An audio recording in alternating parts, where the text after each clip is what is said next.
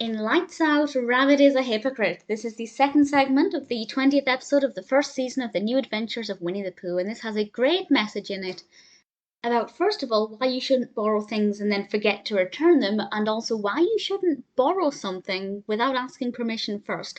Because Rabbit goes over to Pooh Bear's house to get something back that Pooh Bear borrowed, and then later that day or that night, Rabbit borrows Gopher's helmet without asking Gopher for permission.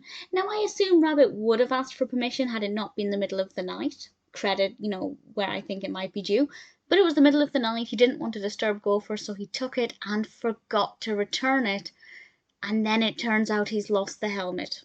And everybody gathers together to try and find it, and we have a bit of an adventure story that develops as a result of it. The narrative itself was quite interesting. I think it took an interesting direction.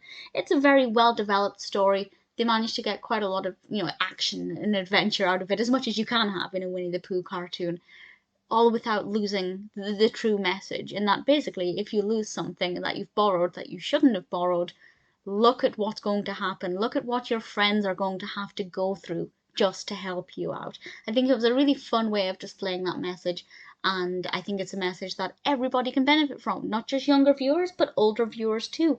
I think we should all be mindful of, returning things we borrow and not borrowing without permission, which is effectively stealing, even if you're planning on giving it back.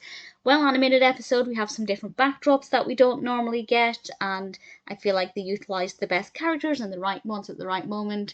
There's a point where Pooh Bear turns round with a candle in his hand, and he sees Tigger, and Tigger screams, and just Tigger's facial expression at that moment I just thought was fabulous. It's definitely a really good episode, a real credit to the season, and one that I rather enjoyed.